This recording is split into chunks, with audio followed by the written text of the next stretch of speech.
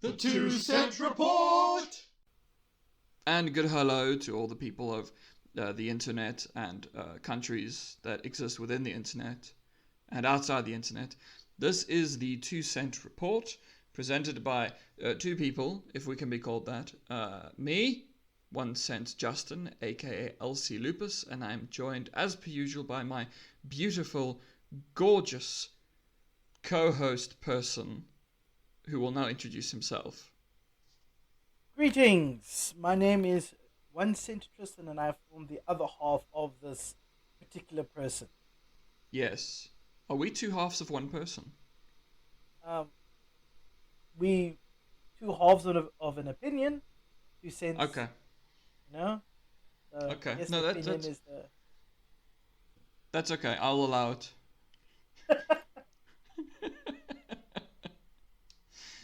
Have you been playing video games these last 3 weeks, actually, because we changed our schedule?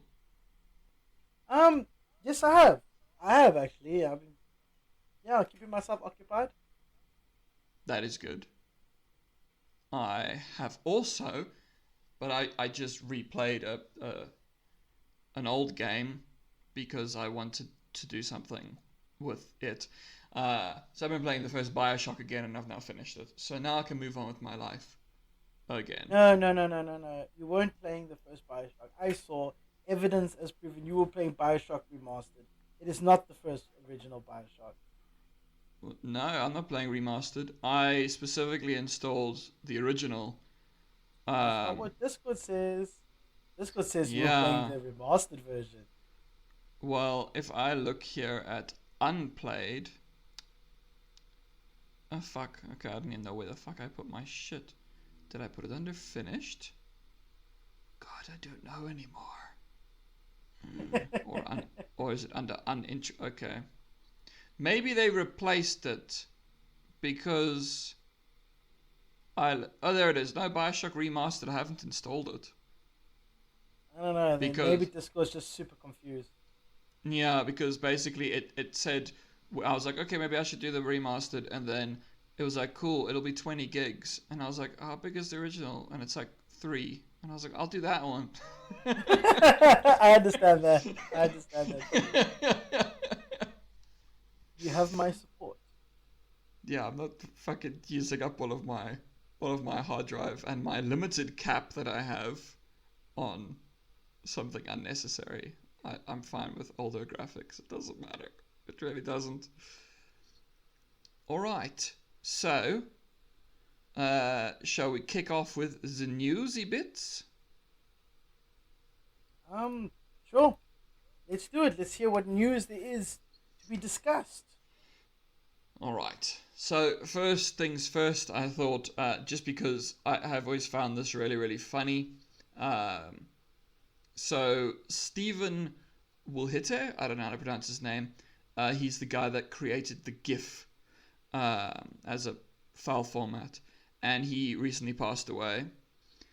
Now, that isn't the important thing, that's just like, okay, a man who made a very important, influential file format has passed away. But the thing I find really funny is that he maintained pretty much till like the day he died that it's not pronounced GIF, it's GIF, and he's the person who made it, so it's for him to decide. No, fuck him, he's wrong. I will stand by it's GIF. No, fuck him. He's misspelled GIF by far. Even if he's dead, still fuck him. Well, it's just a small thing which I've just always found funny. It's not GIF, it's GIF. The only time I think I would say GIF is if I was trying to irritate someone. But, yeah. Otherwise, I'd just be like, no. Nah. It's fine. Alright, so yeah, that's just a small thing.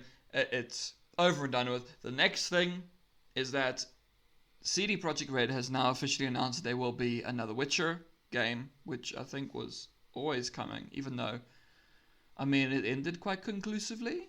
Maybe it'll have a different protagonist. I've heard people say Ciri might be, she could be a Witcher, as that's kind of the end of the game. But whatever. At the moment, it's just like it's announced, and it's not going to use. Yeah, and it's not going to use a proprietary thing. It's going to use Unreal 5. So, yeah, it's going to be using that. And then also because someone was like, we've heard a few times that your company, CD Projekt, it's also actually not Projekt, they're Polish, that you're not so great with the whole crunch stuff. And the current, like, I think he's the director, he came out being like, no, there will be no crunch, not on my watch. So if that is true, good. You know, rather take your time. Yeah, sure. You know, how do I say it? For me, when a company says we will not be doing that, and they've been known for doing that, it's almost like when you catch them, like, hey, you're crunching. They go, no, we're not crunching. We are putting in extra time to maximize our work outcome. Or they will call it, it's not crunching, it's unpaid overtime. They'll always try to relabel it as that if they can really, and I mean, seriously, if they can really do it without crunching, that's impressive because I know it can be done, but it's not the studio who plans these things. Like by studio I mean like the people actually working. It's the managers, and the managers tell their projections or their projections or their roadmap for their investors. And the investors say, okay, we like that. And if the studio, and I hate this because it happens on both sides, if the studio goes, look, we're not going to make it, we need to extend, right? Then the fans go, oh, no, we have to wait, oh, no. And then they start the whole raging at the studio, death threats to the devs. And so the fans are already putting so much unneeded pressure because they're like, oh, I want my game. Knowing full well that whenever they do this shit and the studio caves, it comes out as a broken product. Doesn't matter what studio it is, it always happens. But the fans will still be little bitches. So they will bitch and moan about this game being put off. And then you get the more level-headed fan. They'll be like, oh, that's a good thing. That means they realize that the product is not ready yet and they want to extend it. I'm willing to wait until the finished product comes out. That's the mindset that we should have throughout, but we don't, unfortunately, because some people, the majority of which are very entitled.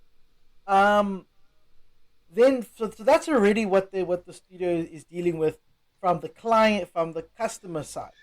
But then, because the projections don't match, it means that the project will continue longer, which means that money needs to be paid to keep that project going. Here's where the investors come in.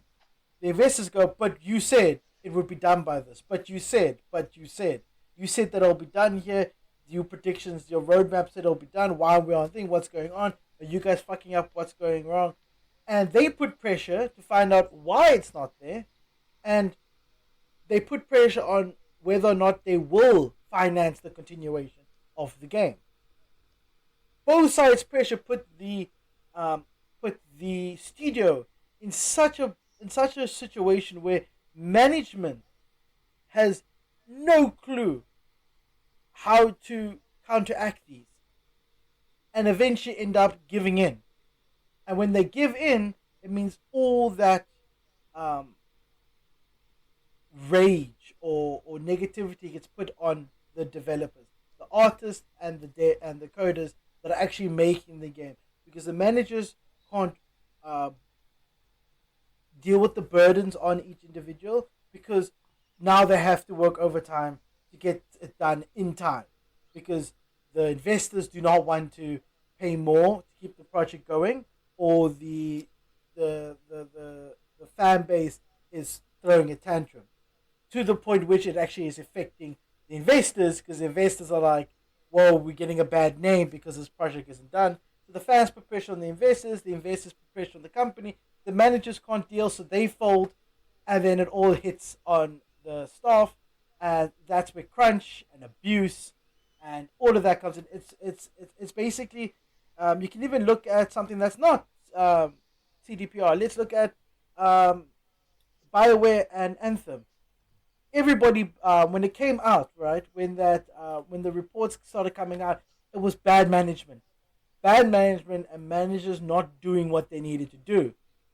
That kind of thing happens when they do not know what to do and all this pressure's coming down, and instead of trying to work together to push it back to protect the staff, they just step aside and let it all just happen. And then you get those managers who are like, hey, we're working overtime today, and you go, why? And they go, because I said so. Because they were told to tell you, they were told by their boss to tell you that you need to work overtime. They're not going to dispute it because they worn out. They have caved into this pressure. And that double-sided pressure where the studio kind of starts to implode because of it is why we have all of these negative reports and bad games coming out. And it's just a horrible cycle. So when you look at something like Cyberpunk, which played and bought, I still think it's an amazing game. And the bugs that came out because of it, and why people just like thought it was the biggest insult they had ever received from CDPR, I thought was really hilarious because they're still being drama queens to this day. Because if it wasn't for the insane amount of hype that they put that game up to, right, and them bitching constantly because the game is being delayed, they maybe would have continued delaying the game until it was ready for release, you know, because in the fan base and the target market is no longer putting pressure on the investors. It may not seem like they were putting direct pressure on the investors, but when people start complaining about the game that the investor is attached to, that gives the investor a bad name because they're attached to that product, which means that they're going to try now micromanage or manage the situation to get the result that they were promised to keep the fans happy. So that's where that sandwiching of pressure comes from. I know it's a bit of a rant here, but I actually did watch a video this morning that pissed me off about some YouTuber.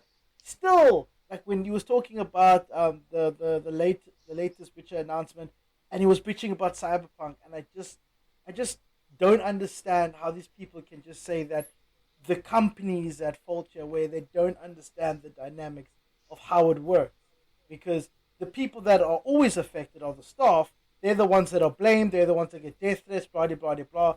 The managers can't protect them from that because they've already caved in. And the fan base is not doing... The fan base is the worst of the worst because they are causing this whole chain reaction because of the hype and the negativity towards extensions on products. And when it came out, knowing that it had been extended 3 times, where people go, oh yeah, it's been delayed 3 times. That's unacceptable. We should, as a community, as people involved in the industry, should be able to say, it's been delayed 3 times. That means that they know that their product is not ready yet. If you had to, let's take like a vegetable or a fruit. If you had to go to the shop and there's no bananas, and they said the bananas are coming in tomorrow, and you go back in tomorrow and they say, sorry, the bananas were unripe and they wouldn't have been shipped properly, so we've delayed the shipment until next week. And you come in next week and there's still no bananas, and now you're throwing a tantrum because you don't have bananas. So you put pressure on where? On the people who are providing you with bananas, whether it's at the store. You put pressure on the store. The store puts pressure on the distributor. The distributor puts pressure on the farmer. Eventually, the farmer goes, fuck it, fine, let's release it. They release the batch, it goes, gets distributed. You get a notification from your local grocer that your bananas are in. You go there, and guess what? They have nothing inside them. They just the little bud, the little finger. There's no actual substance inside them yet. You open it up and you throw a tantrum because now your banana is not edible. But who was the person who caused that like outcome? You know what I mean? No, definitely. Um, and by the way, I'm really, really chilled with just starting off with a rant. It's, you know what, sometimes you gotta get the blood pumping. It really baffles me. I don't understand how these people manage to to do something like this. How they manage to fail so badly by excluding themselves out of the judgment as to the failure of Cyberpunk or to whatever project was put pressure on. That failure is sits with the fans. I mean, if you you are the investors, these producers like EA always ruins games. If the fan base didn't put pressure on EA would not have their hands inside all of their studios. You know what I mean? Like there would be no need for EA to micromanage if it could decide, okay, I just have to sit back and relax and everything will go according to plan. That is technically the easiest option for EA. But instead, because of okay, EA is one of those like EA and Ubisoft and they're like one of those that have gone too far. But the fact is the pressure from the target communities or the fan base is what ramped that up, provided that EA did go to the extremes when it came to it. And then and this is not I'm not talking about loot boxes and all of that. That is EA wholeheartedly whatever. I'm talking about um, incomplete releases. That's where I'm focusing. I'm not focusing on money. I'm focusing on um, the products themselves, like not monetary additions like loot boxes or any other kind of gambling within the game. So yeah, that's it. Yeah, and I That's think it. no, it's a good one. It's a good rant. No, I think it's also irritating though because like say the big publisher, not so much CD Project, although you don't know, but say like the EAs, they want to stick to their annualized schedules, which is still micromanagement because they like tell the studios you have to release a game every year. Um, but it's also just trying to get shit out the door and make as much money as possible as early as possible, and then you know fuck off. Like a lot of these live service games did that whole thing where they were like, okay, yeah, we're gonna support this game for fuck they would this is going to be 6 years in the making, and then it wouldn't be successful for a year, and so they'd be like, okay, so we're abandoning the project. Oh, that also annoys me so much when they do that. But the thing is, abandoning the project might actually be just because the investors do not want to continue supplying for it. Yeah, no, no, definitely, definitely. Um, but uh, something I love is that because we have similar things that we will go on rants about.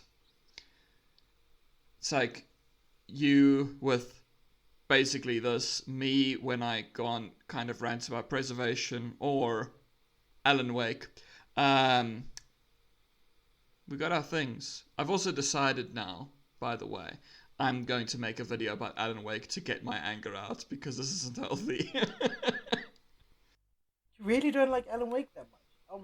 I mean, I I've fucking I've never played it, so I can't say shit. But yeah, I fucking hate it. It pisses me off. Um, I think actually the main thing is that I think the game is remarkably average. I don't think it's a bad game, but it's one of those things where it's like everyone rants about how amazing it is, and I'm like, it's fucking average, and then it leads to the point where you just get angry about it. So it's like that. It's just a popularity thing, but I'm going to be bitchy. But that's for another day. Should we move on to less irritating things? yeah, fair enough. Fair Although, enough. although it depends, because the next thing we have, this is like the third time in a row we've had film stuffs to talk about. There's apparently going to be a God of War series, um, for some reason, which I'm like, okay, Who's making it? Well, first of all, Who's financing it? Amazon. Ah, Yeah. So we can, we'll see. The other and I'm one looking is, forward to Hispanic Kratos or a Black Kratos. That'll be interesting. well, I mean, you know what? That's the whole thing with like Lord of the Rings, where I really don't give a shit what color anyone is. It doesn't matter. It's a fantasy story. It's not real. So I think it would be fun. Fuck it. Have an Asian Kratos. Could be a fun time. The only thing, that gets me about that is that Lord of the Rings is pure fantasy, like through and through, right? But Yeah. I do have my exceptions when it comes to a mythology, right? Like Greek mythology, right? Now, the Greeks were technically more exposed to those cultures because of the Mediterranean, which then I'm fine with. I don't mind seeing Middle Eastern people in it. I don't mind. But when you get something like, say, like Norse mythology, right? And you know that it was taking place in a time period where, say, they were still stuck only being able to go east, right? The Vikings were only able to go east. Then I don't expect there to be um, any like major Nordic characters that have been race swapped. That's that. Yeah. I mean, like No, I like I. watching Asian or if you watch Asian movies or um, and I mean Asian. I'm not meaning oh yeah China. I mean like if you watch Indian movies, there are only Indians inside Indian movies. If you watch Chinese movies, there are only Chinese people and maybe like that one famous white celebrity. But like you understand what I mean? Like I don't mind if the role doesn't dictate a race. Like for instance, I'm one of those people that are pro James Bond could be wherever the fuck James Bond wants to be. I don't care. But if you're basing something off history, then don't change it because if you're changing it, oh no, it's an expression. If you want to make something that's historically accurate or tries to dramatize the history that you're portraying, at least try to stay closer to the races that were there. And my only reasoning is because when you see, say you go to like the French aristocrats, right? When you see how they're all white and how they behave, you get an understanding of their mindset towards the other races. Because at that point, France wasn't just white; there were black people in France. So you understand why I mean that it actually adds more insight into the character than it does just appeasing people. That's my stance. If the race of the character doesn't affect or define the character in any way, then I don't care. Change it up as much as you want, race, gender, whatever. But if you're making a historical, um, semi-accurate movie, then at least try to convey the race or the gender, whatever, just so that we can get a better understanding of the person that we are being told about. Like, you wouldn't want to have a movie about Nazis and all the Nazis were, I don't know, Indonesian. It doesn't make sense. You know what I mean? So, Unless you're going for something a bit more absurdist. yeah, yeah, yeah. That's true. That's true. But when you make a historical drama, and then they switch it up so that you have the historical drama where you have um, Queen Elizabeth, whichever one you want. Pick any Queen Elizabeth, and then make her black.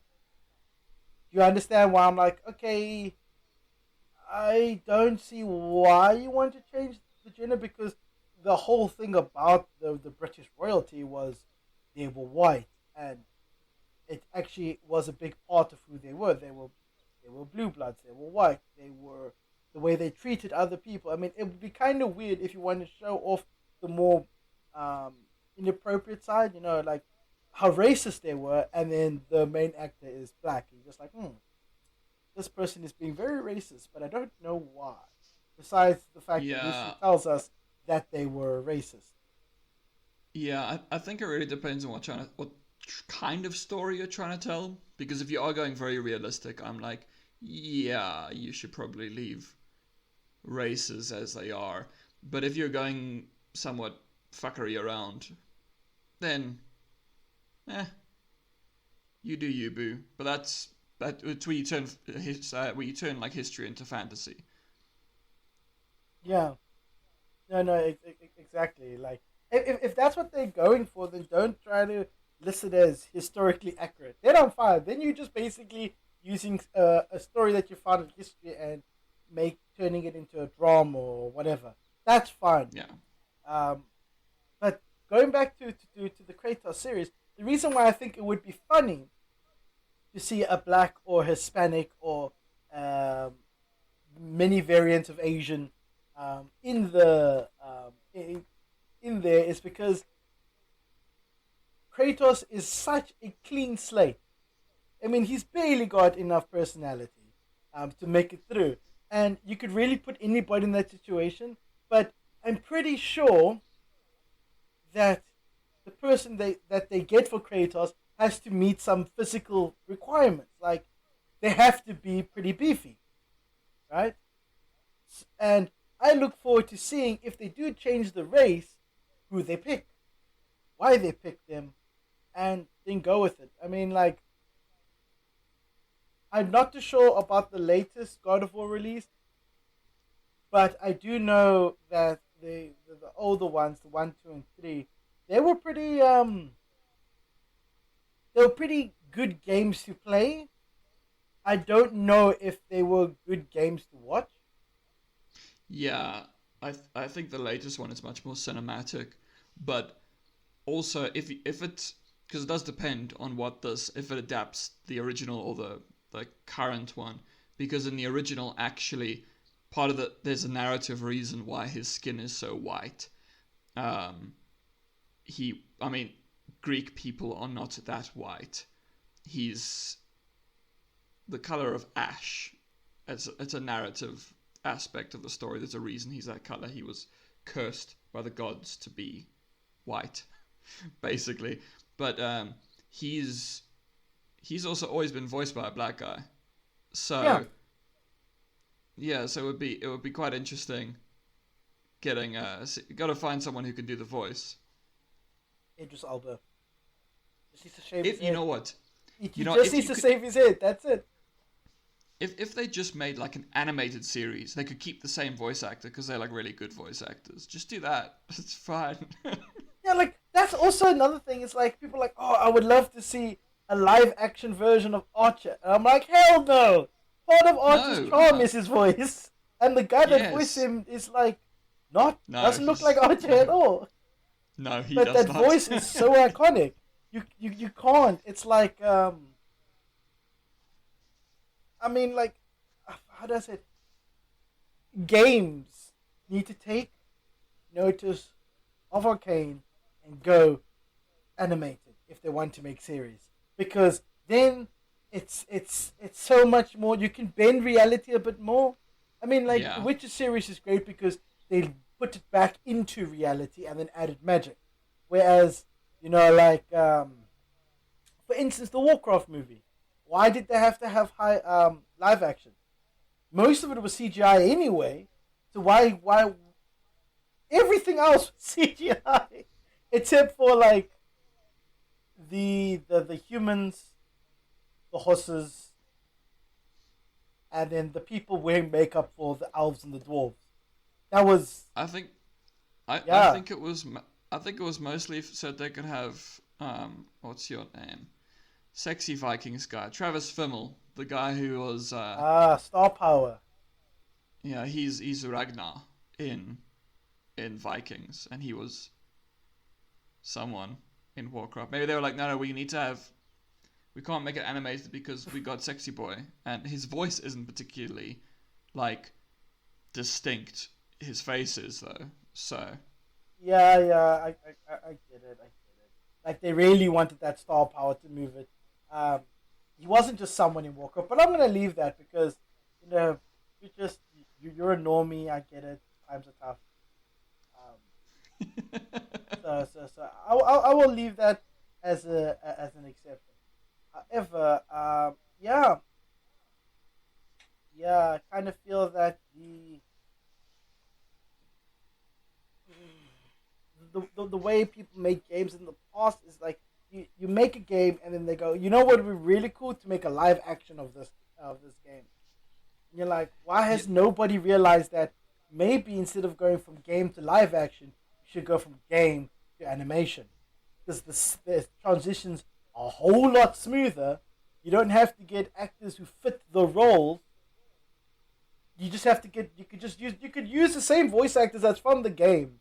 Like, could you imagine they like because there was all that rumor about the Mass Effect or there was a Mass Effect series now. There's only a few times where you really get to change your voice in a in an RPG like that. For instance, Cyberpunk. When I played it, V, the main character, had a female and a male voice. That was it. And my thing was about this whole thing is that the voice, because you play the game and you listen to this person talking, you get so stuck into that voice that when you see someone else playing it or portraying that character, maybe their voice is not the same. I mean, obviously, like it was hilarious that Henry Cavill didn't have to do the voice of Geralt. They didn't. There was no instruction about it. There was no one that said you got to do it. He just did it, and you know what? It fucking worked. And it was fucking hilarious. It's adorable. Exactly, but you're not going to get that a win every time, especially when you're working with with actors who don't have a passion for the medium that's being adapted to the form that they're starring or playing a role in. So I kind of feel like I'm happy with the way Arcane turned out, and I think more studios should look at if they're gonna make a game, adapt the game into a movie or to a series, they go animation instead of live action. Because live actions have always been, it gets a little bit absurd unless unless the director realizes that they're making a live action of a game and goes, fuck it, bring out those Chinese wires, let's go. Then I will accept it. But if it doesn't go that absurd and it tries to like bend reality while trying to live in reality, that gets me. I actually saw a tweet today that I think you would appreciate because Netflix put out a thing about this because they're making a live action adaptation of Avatar for some reason. The last Airbender one, not the. I was gonna say, do they know that there's a live action and another live action of Avatar? That would be fucking funny. But anyway, so they like said, oh no, they basically have a budget of like $120 million, which is a fucking big budget for anything really. And please don't tell me that Shambhala Summer is going to be directing this one. I don't think so. I would hope not because that did not turn out very well. But someone on Twitter just said, why don't you just put like a budget like that on an animated series? So fuck, imagine how cool something would be if it had like a badass budget like that. So you did. I do actually have a sample of that, by the way. I'm just looking for it in my archive because there's things that are happening in this world that are causing certain nationality to close down international sites and causing me to run out of places to blow off steam.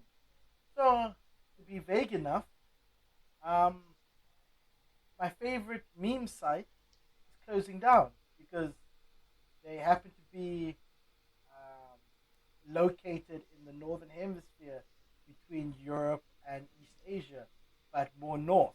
I don't know if you know the area I'm talking about. But yeah, so now they're closing down and I'm losing all of my memes. You poor puppy. Yeah. I've basically went on a downloading spree and tried to download everything that I could that I still had access to. There was actually a 3D avatar. Like someone did a mock up of it. Uh, and I think it is pretty good. Let me just see. Oh, because you know the intro. There we go. You know the intro of it. Of I Avatar. think, yeah, this was just literally fan made. Um, so if you're interested, I will include this in the descriptions down below for those of you who are listening. I will include it down below so you can also check it out when you hear me speak about it. But yeah, this is fan made, and even then, it still looks good. Like it loses that anime 25 frame per second. So you can have smooth animations when they're doing their martial art. And I think it could, like, there's so much possibility, but I still don't ever think that it could work as a live action. Yeah, I'm a bit worried about it, but oh well. Well, anyway, the next news story is actually for you, Tristan. Hmm? There's going to be a Dead Space remake. Oh, I know about that. Yeah. I know No, I mean, that uh, uh, um, don't Visceral Games is not just planning to remake the first one, but they're planning to do one, two, and possibly three, depending on how two does. But I know that they already plan to do two as well. If one is if like, and they're also planning to not just update the graphics and fix some bugs, but they want to update the technology used behind it, so you can get smoother, like better animations for the necromorphs. Yeah, no, I know about this. I've been keeping an eye on this one, definitely. um, just by the way, it isn't Visceral because Visceral closed down because EA likes doing that. It's Motive Studios. Yes. I heard about that. But isn't this the director that worked on the first two, from Visceral working on the remake or the remastered? That is very possible, but I'm That's where I look here got. quick if it's. Yeah, I'm sure it would be somewhere, but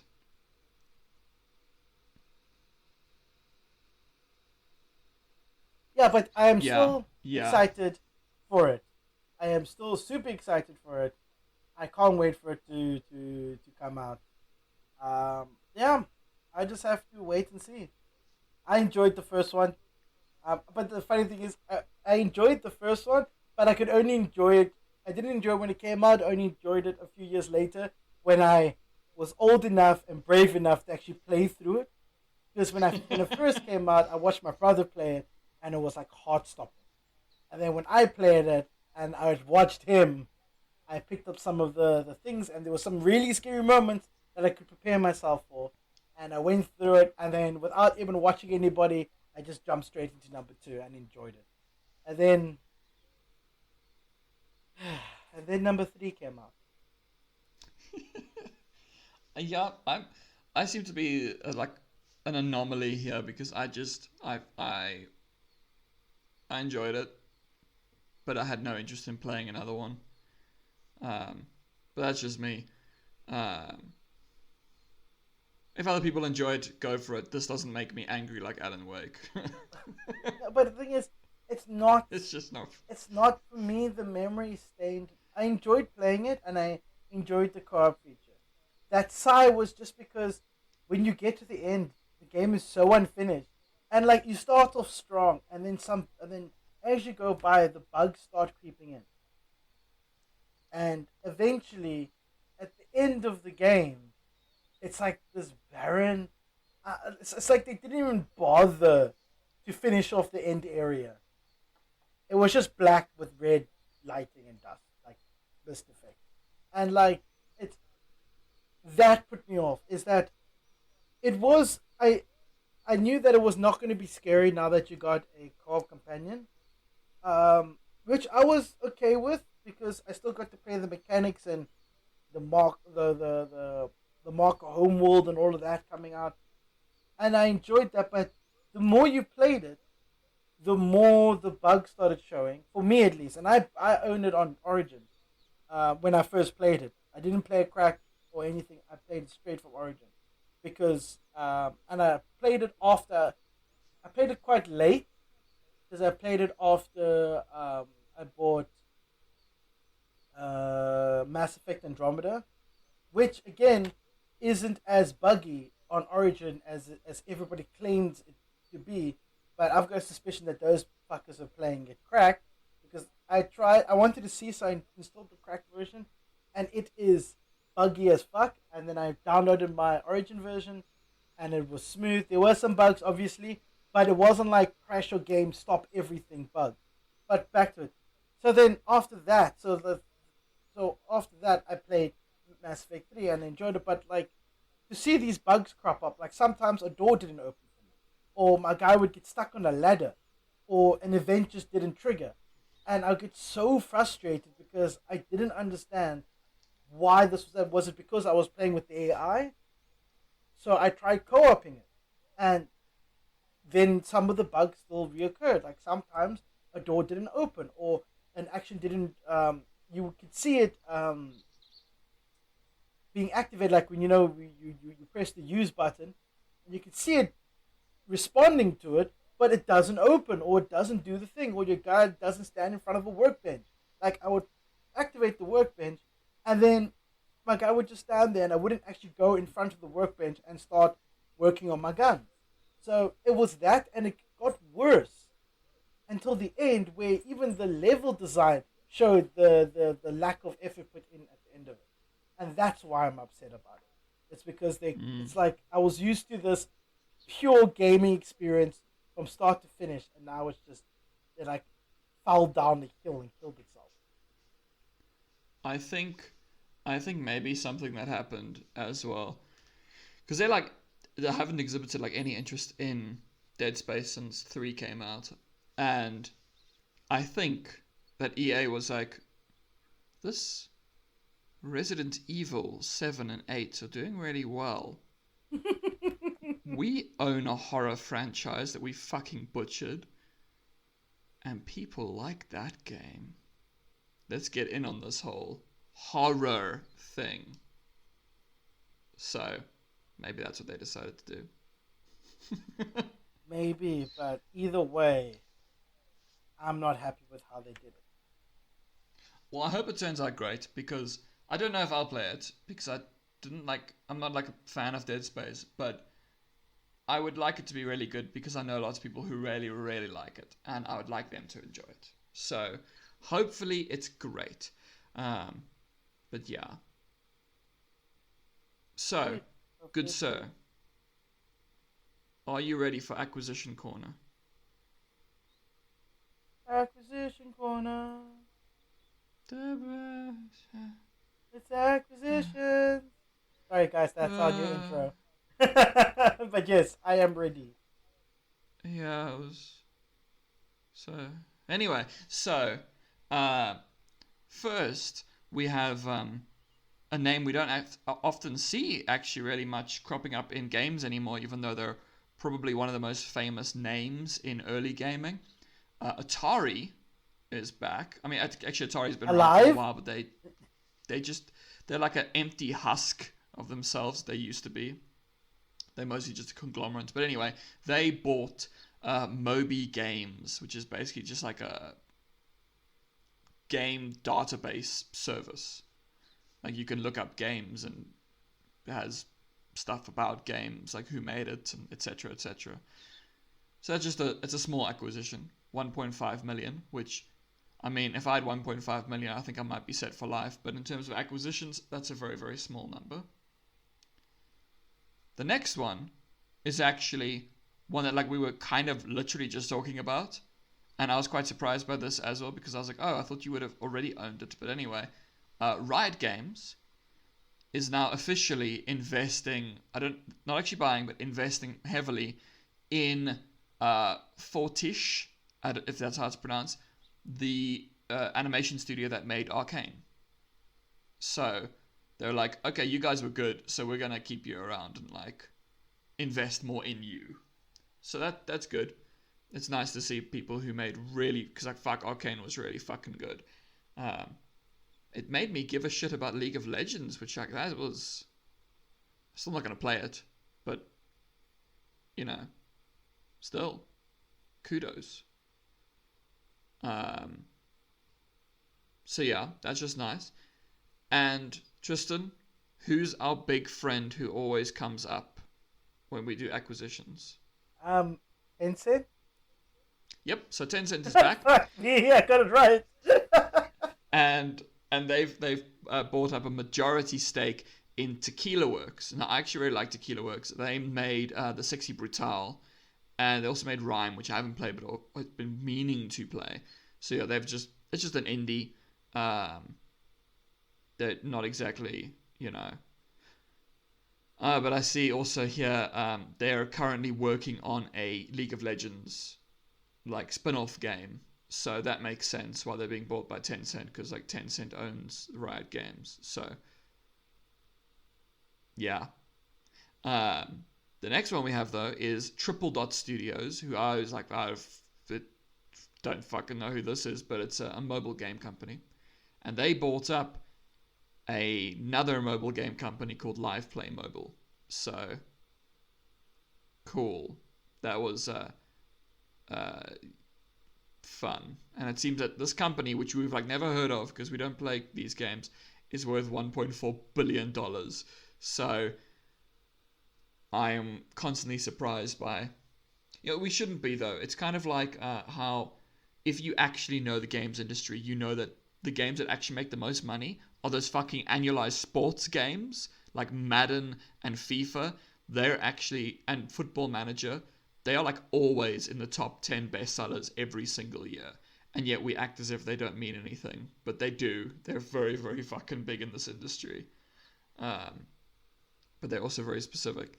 And the last one is Sony, and they have bought up Haven Studios, which is basically a studio that was founded by Jade Raymond, and she was a producer on, or like the producer on like Assassin's Creed games and Far Cry, basically a bunch of Ubisoft games. And those are all the acquisitions. Okay. So we had a few. Yeah, no, that wasn't too bad though. Like, in all honesty, it could have been much worse. Yeah, that's kind of cool. Yeah. But leading from Sony, who was the last one, it seems that because a while back Sony decided to face its own, you know, shit, because a bunch of people came out being like, yeah, so it's also a sexist work environment.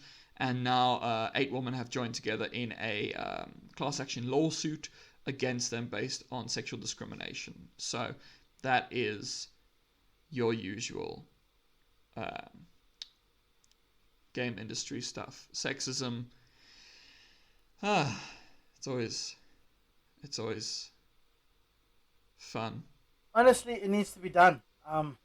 It needs to be. People need to complain and get the shit done, because the more and more they complain, the more and more chance we have to expose it and end it. I mean, it's really just down to numbers now. We need to keep on pushing. Yeah, no, we have more oppressive bullshit coming up, but I'm gonna first swing around to some other things first. But we're gonna come back to this kind of, you know, bullshit that we've seen so fucking often. But first, there was like a survey that went out around the games industry, around, you know, game workers, to, you know, you get these kind of things every now and then, you know, job satisfaction, whatever. However, they were also asking about something very specific about post-pandemic life. What do you want to do when the pandemic is done? And it seems, and this was in the UK, that only 10% of games industry workers want to actually return to like office work. Now, to me, I'm actually amazed by how fucking high that number is. I'm like, why the fuck would anyone when I go back to a fucking office, it is so much better to work from home. But you've actually worked, well, you are in the games industry, and you've done both office and from home. What do you think? I prefer home, but that's me. It depends. Honestly, it depends. I would prefer a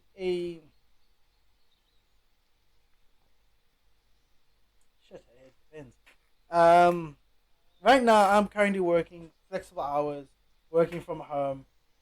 You can only work flexible hours working from home or from your own little private office kind of deal. Um, just because of security and when staff will be there. I like I liked working in an office when it uh, for the purpose of everybody's readily available. You don't have to wait for someone to come online or to show up to talk to them. You all in the office. If you need to get something from someone, you get up, you go to them, you speak to them, you talk, you get back to your desk, you're sorted, right?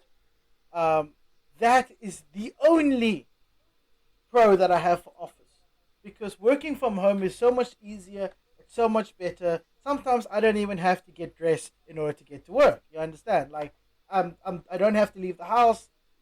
Yeah, it's people are like, oh yeah, but then you don't get out much. No, you take your off time, your downtime, and you go for a walk, you go for a run, or you go out, whatever. But working from home, it's so much nicer. That being said, there are some pros and cons to it all. Like I said, the only pro I have for working in an within a office in a work building or in an office is that I can get up and talk. I know that the person's there and I can get up and talk to them. Working from home, I have to message them and hope that they read my message. You know, um, working from the office, you're away from family and other noisy distractions.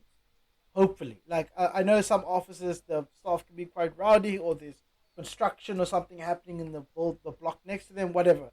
But usually the office is quite calm and tame, so you're able to get work done, as opposed to working from home, where you've got sometimes family members that are causing a scene, or something's happening on your road.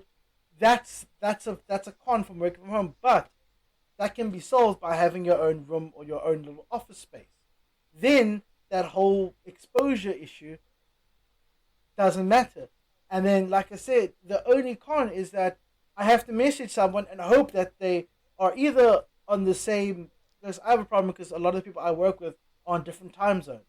So I have to just message and hope that they're not asleep or that they're awake or that they'll read it in the morning. So I'm still very much pro from home, but I do miss the ability to be able to go and talk to the person. And also, what also work from home doesn't do is you build up relationships at work, not like romantic relationships or whatever. I'm talking about friendship. When you're not working, you're chatting to somebody there. When I'm not working from home, I'm not chatting to somebody on my business chat. I'm doing my own thing. I'm um, doing what I need to do, and I only chat to them when we're in meetings. And even then, it's to talk about the agenda of the meeting and not to actually just chat. So there is a bit of a disconnect between the bonding of the team, which can be sorted by team gatherings. But if you're in a situation like me, where most of my team is overseas, I mean, I am the only person from South Africa in that team. So it's not like I can just meet somebody else from the team, go out for coffee or something. So there is that. But that's the main thing is interaction. The con about working from home is interaction. You don't get the interaction time with the staff to build the friendships or relationships with them, and you don't get that sense of being able to get up and just go talk to them, go ask them a question, and then come back. You have to send them a message and wait, and most of the time you're interacting, it's business related. So still pro for working from home, but there are noticeable issues. No, I pretty much agree with all of that. To me, the only thing really I see as a pro of in person is like the relationships you can build. But then I just think commute, and then I stop thinking about that. I'm like, oh, I used to when I worked in Cape Town, It's an hour train there, an hour train back. Or I could just stay home. I prefer that. So, yeah. So, the next thing, I don't think we're already going to have an opinion on. This is just an update. China is implementing more game restrictions again. Yeah, not a surprise. Yeah, and that's about it. That's cool. So, regular non-gaming politics now enters gaming because Texas, that beautiful, beautiful state in the United States, has been implementing like a whole bunch of basically anti-LGBTQIA plus laws, trying to do a lot of hateful things, and over 60 companies basically came out being like, yeah, no, we have gay employees, lesbian employees, trans employees, whatever, so no. That's just this thing that happened. So it's just nice to see a whole bunch of companies just, I mean, it doesn't cost anything to just say that you're not, homophobic. So, yeah, just a small thing. But I'm afraid that next it's about how terrible the games industry is again. Are you ready, good sir? Yes. Sure.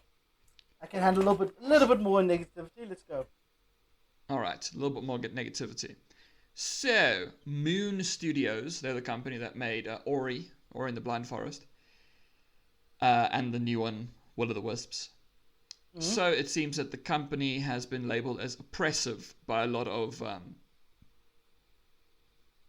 employees. They sort of came out being like, yeah, so we were like sometimes threatened or, abused in various things, and it seems anti-Semitic jokes, sexually explicit jokes.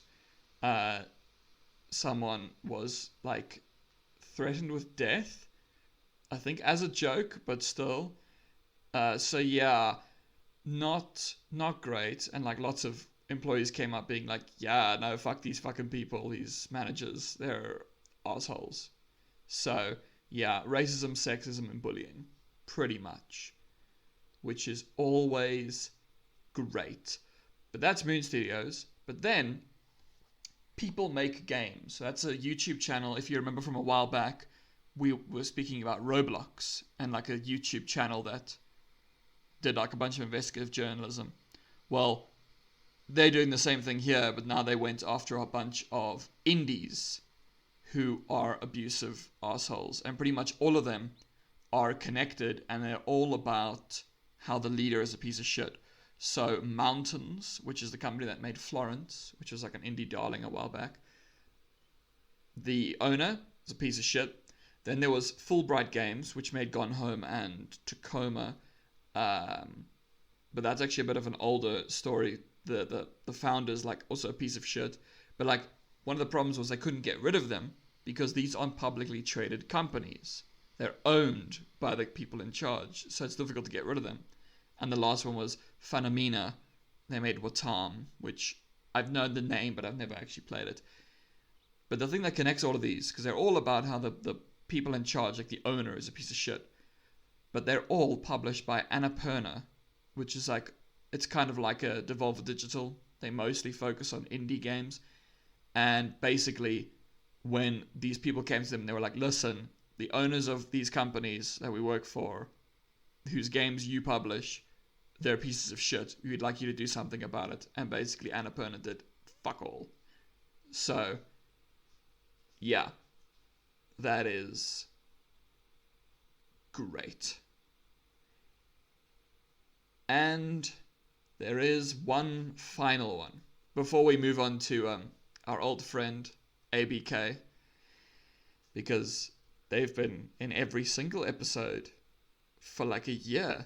So the last company before that is very true, eh? ABK, Yeah, it's fucking ridiculous. So the last one, which came as quite a surprise, because I think we have this thing of like, say CD Projekt Red, everyone was like, oh no, they're so lovely and great and whatever, and then it turns out that they were like crunching assholes as well.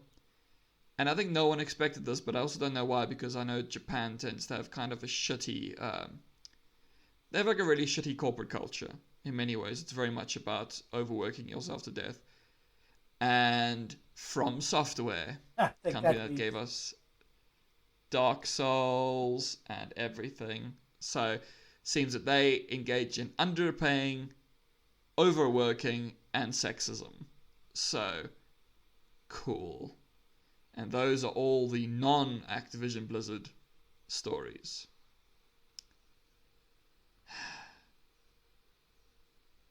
So yeah. Wow.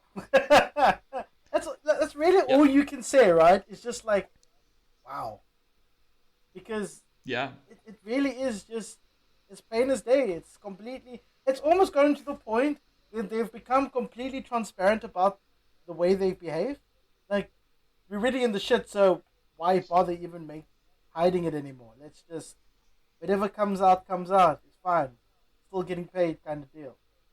So we have something really, really funny, but I'm wondering, should we first talk about a really, really, like, all the bad shit ABK has done lately, or something funny? It's not something good, it's just something funny. How serious is the bad? Like that you want to talk about. If it's something that's been said already, let's make a note of it. Let's talk about it. It seems very repetitive. Like it takes a time slot in our episodes every time, and it just eventually I would like to acknowledge the bad and say that they're still doing bad, but to repeat, if it's something new, like if it's they're still in this court case, then we can say the court case is still ongoing, right? I don't want to forget about it, but yeah. No, it's a new thing. So I think maybe because it won't take long, because I mean we have spoken about ABK so many fucking times. Basically, a lot of people don't want to work there anymore, so they're struggling to retain workers and they're struggling to attract new workers. So that's just funny. And then one of the people, because remember there was a person who ended up committing suicide because of some of the abuse that she was suffering, and that company is now trying to sue, and that family is trying to sue Activision. But the main story that really came out, and this is in terms of this whole situation, is quite a serious thing to have happened. The people, the board, like the board members, like the executives, who obviously hold Activision stock, they obviously knew about the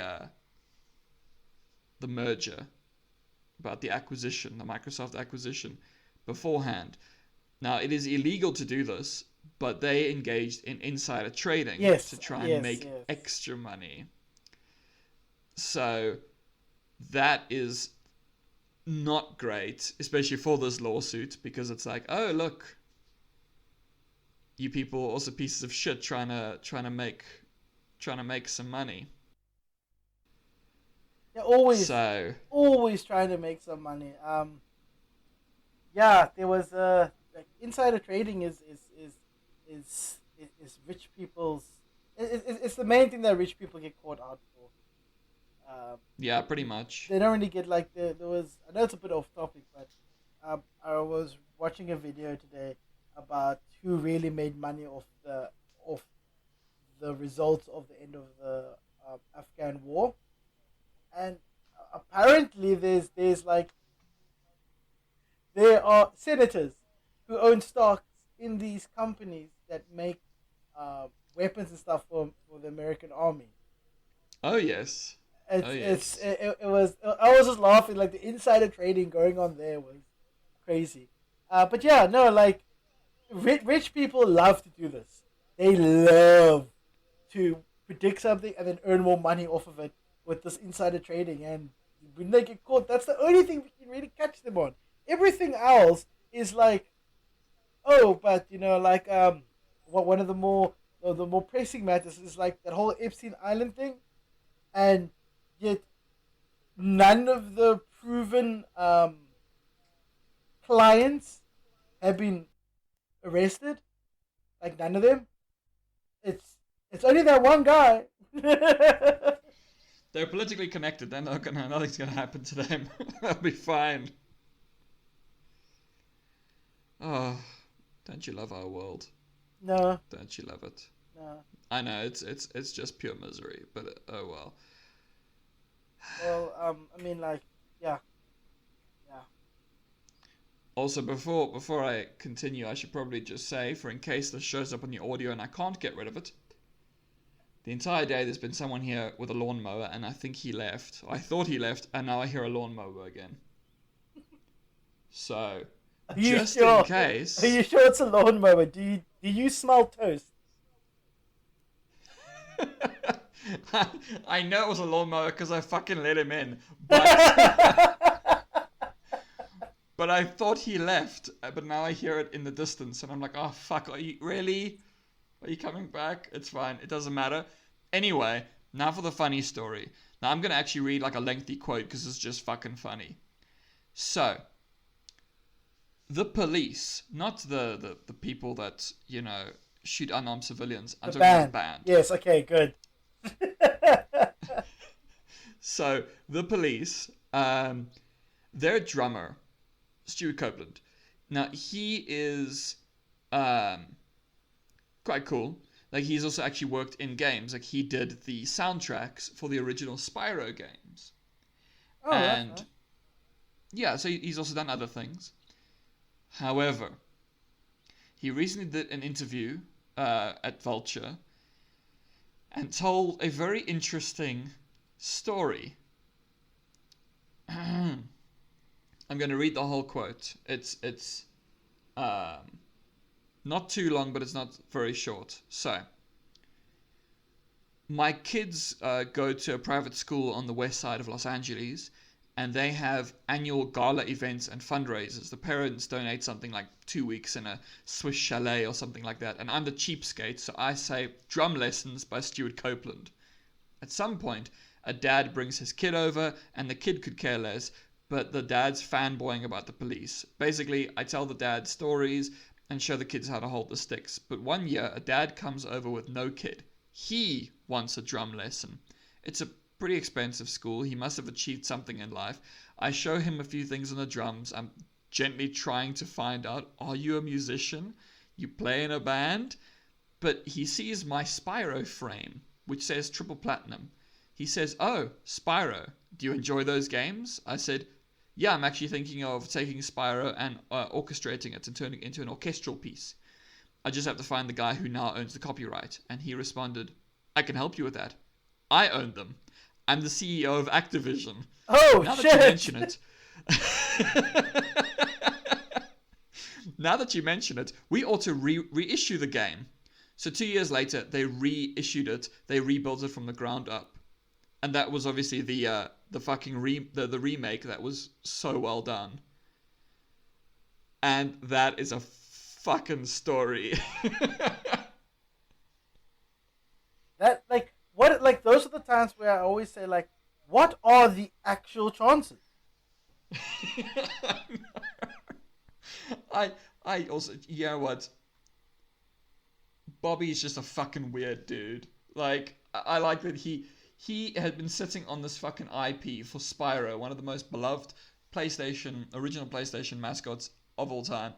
And he's just like, oh no, I need someone to remind me that it exists at a school. Where I don't know if his kid goes, because he said that this guy arrived with no kid. So I'm like, okay.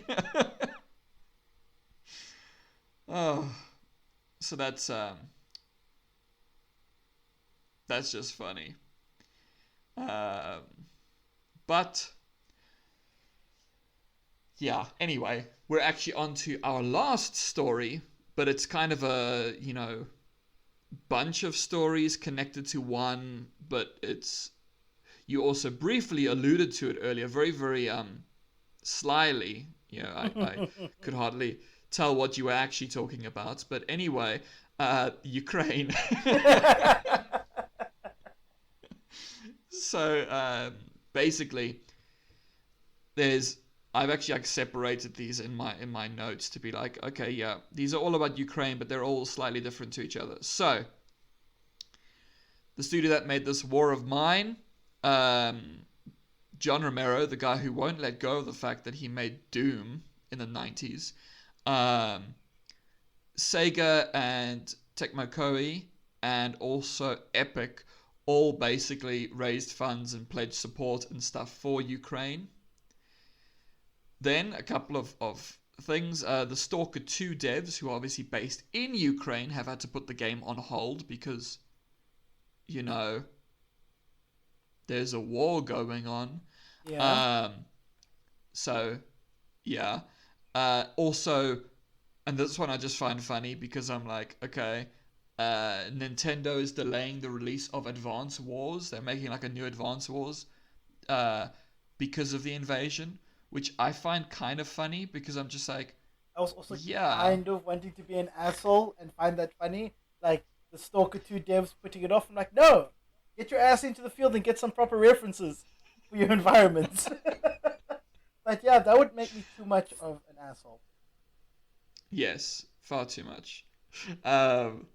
But also something that I find quite like interesting actually about GCS World, the devs that make Stalker, is that they're actually changing the name because it's called Stalker 2 Heart of Chernobyl, and they've just changed the spelling of Chernobyl to the Ukrainian spelling rather than the traditional Russian spelling. That's just a small fuck you. That, yeah, I mean, it's not much, but I mean, they can't really do anything. They're a fucking game studio. But, you know, why not?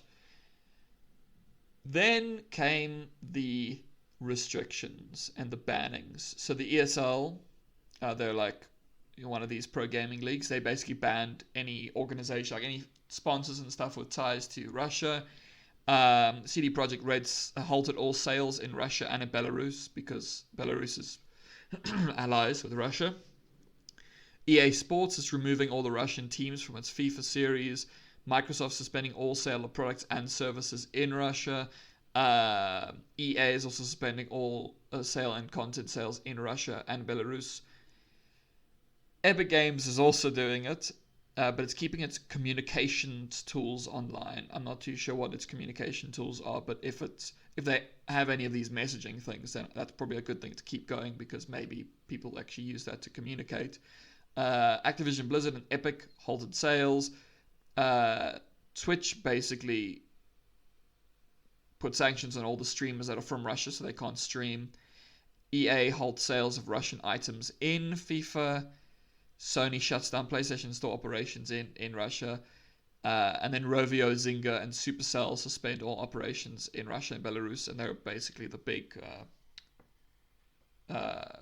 casual game things. So yeah, lots of companies are not doing business there anymore, which, you know, maybe will piss off some people. Also, apparently, meme sites are getting shut down now, so it's obviously gone far too far. It's I think it's not they shutting it down. I think like a lot of the income came internationally, and because of like the sanctions and stuff, the people hosting the sites aren't able to make money and keep their servers. Yeah. So that's kind of although the official notification was it would be closed down on the 1st of April. Now, either it is true because it was I read some articles about the owner actually filing for this, or it's one big ass April Fool's joke. But man, I'm so sad. If it does close down, there's no way I can get those memes from anymore. I'd have to go onto, because like they were genuinely funny, and yeah. I'm sorry, puppy. But you don't have it worse, because think about those people in Russia right now who Niantic is now shutting down Pokemon Go in Russia and Belarus. How are they supposed to survive without Pokemon Go? Oh my god, I don't know. Hey, that's a rough one. It's going to be fucking hard. But then, in response, Russia was like, okay, fine, we're now going to officially legalize piracy. So, that's the current situation. So yes, that is everything to do with Ukraine and Russia. It was mostly about Russia, really, and about restrictions on Russia. Anyway, Russia. Yes. Yeah, that's all. Okay. No, that's all. Yeah, I'm done now. Yeah, Russia. It's a country. It's screwing. It's screwing with my memes. That's when you hurt me personally. I don't like that. I don't like that. I don't like that at all. Oh, I find you to be a very, very funny bitch. Thank you. That's why I offered to be. I offered to create the show and make you the host. Yeah, that's true. That's true. I would be nothing without you. Oh, but yeah, that is all the news for the nows. Okay, that's great. I mean, like, it was a lot more news than I was expecting. Definitely, a little bit low on the acquisitions, but at least we have acquisitions. The whole um, Ukraine Russia thing, besides it affecting my memes, doesn't really, and the game studios and the game industry. Yeah, it's shit like that happens when there's wars. This is why we always try to proactively avoid wars. But yeah, Yeah, that's usually the idea. Typically. oh well, we'll have to see then. See what happens in the future. Um, I did actually see some funny things like influencers and such losing their jobs losing their quote unquote jobs because they're being shut out of social media because they're Russian. Yeah, no, I've also seen some things like that. But I was like, nah, I'll just leave it to the specifically games industry stuff. I did also just find the legalization of piracy kind of funny. But Fair yeah, enough. I believe that is everything. Yeah. Would you like to? Well, we already spoke about the games you played. I had my rant. It kind of feels weird because normally now would be the time we talk about games. I have my little rant and we close off. But yeah, it's kind of one of those endings that we're just like, right? Shall we? Yeah. Yeah. Well, do you have anything? Do you have anything to plug? Nope. Yeah. Besides, well, so well, now it's well. my turn. Wait. Besides the fact, I mean, we might as well tell them, like the four people, you, me, and the two other people who listen to this. We are Yeah. we do have a plan in the works to try and at least once a month get an indie developer on the podcast and interview them about their product to kind of see how that goes. We want to try that out, see how it goes. We are still, because of our low view count, I don't think that we are going to have a lot of people interested, but will try. We're going to try and we're going to see about getting other people on to interview, and this will be a special episode separated from the news, the bi-monthly news, and it will happen at the end of the month when we will release it. But we are looking at it. We might have a third video per month coming out. Keep your eyes and ears open. And if you know anybody in your local indie scene that would be interested to be interviewed by us, which would be a miracle, yes, please let us know. Leave a comment down below. We always read the comments. It goes really quickly because Yeah. yeah, Usually. yeah, very very very quickly, instantaneous. But yes, please, if you would like to get in contact with us, please leave a comment down below, and we will reach out to you. Either that, or you can message me directly on like Twitter. This other guy isn't really on social media, so.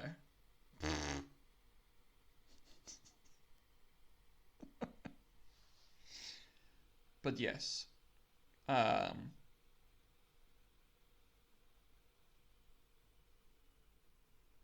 I believe that's everything. Yeah, that should be. All right, well, then I suppose I should just do my brief plugs.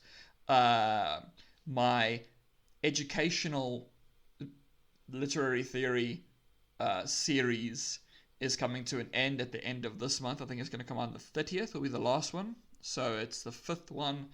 It'll be about... he's got quite a mouthful of a name, but Jan Mukarovsky's theory, reception-centered approach, which sounds all wankery, but it makes more sense when you actually watch it. But that'll come out on, I think, the 30th. And other than that, you can find me on Twitter at LC_Lupus, and also, of course, the YouTube channel is LC Lupus. So, yeah. Don't forget to plug your published work. Oh, yeah. I forgot about What that. about your manager? I should probably. Yeah, I recently published a new piece of fiction in now my brain is broken because now I'm blanking on the name. I'm like a terrible human being. Where the fuck is that name? It's Vagabonds. Vagabonds Journal. I can put it. I can put the link down. Yeah, it's a fun little bitchy thing. So I like it. And I am a fun little bitchy thing. So and I'm sure that Tristan would agree. I'm a gorgeous bitchy arsehole. No. Oh. No. Am I just gorgeous? No. Oh. The best way I can describe you is majestic, pretentious, and final word would be Justin, because you are just unique. Oh. I don't mean that in a good way. Oh. Still, thanks, honey.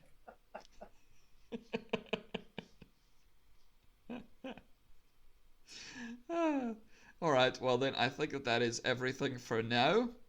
So, goodbye to all the people of the world.